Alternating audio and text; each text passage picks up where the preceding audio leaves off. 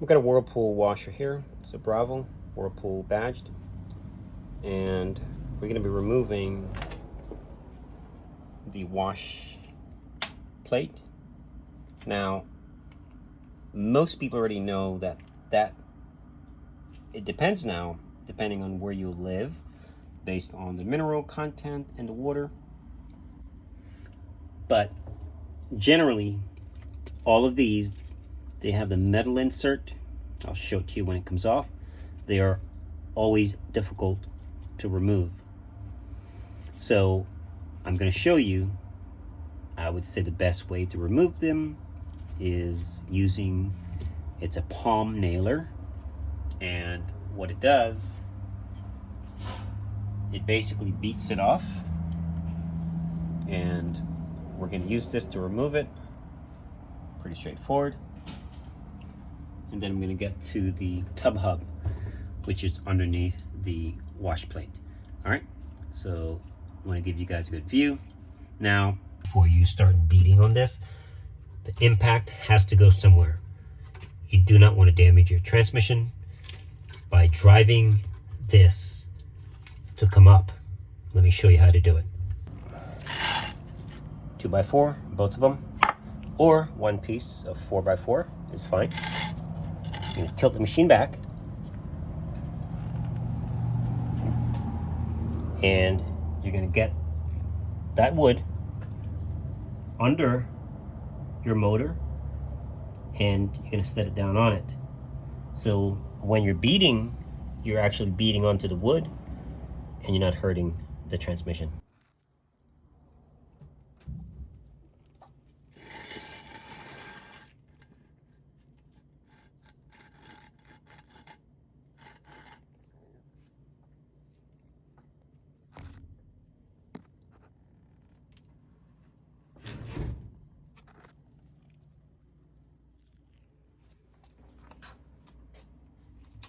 You can see the drum is even moved somewhat.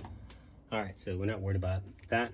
What we're worried about is having a solid base to beat on.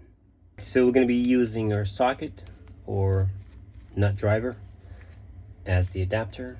So we're going to drive this thing up. So you want to be careful. Now, I recommend, if you're going to do this, go to Lowe's, get a longer screw. Make sure you fully insert the screw all the way down, and make sure it's long enough to give the basket room to ride up. Problem is, if you do not put the screw all the way in, this can cause the screw, or bolt I should say, to be bent. Also, it's going to destroy the top. You will not be able to use a socket to get it on or get it out.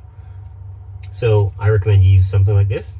It protects the head of the bolt, and you can just start beating on it.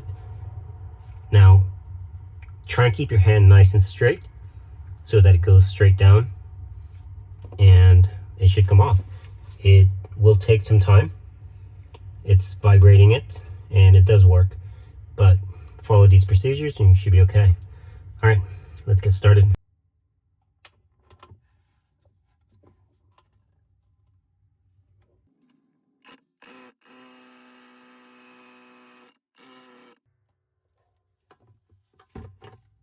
And pay attention as you do it. Make sure your screw or your bolt is not being twisted. Good practice is basically try to turn the nut, make sure that it's not being bent. It's a lot of force, and it can do damage to them. Put earplugs in, guys. It gets pretty loud.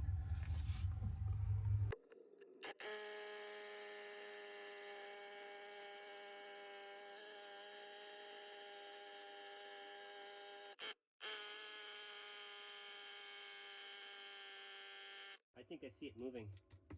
You have to be super careful. You don't have a lot of threads, so we're going to go down a little bit.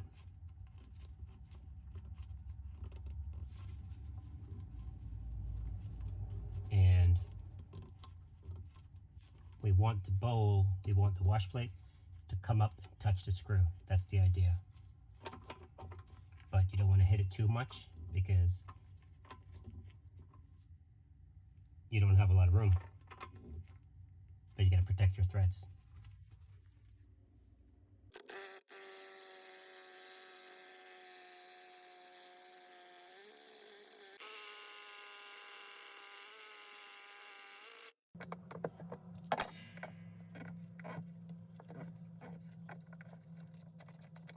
I try and pull this out with the hooks or with the putty knife. All right, let's try and get them out.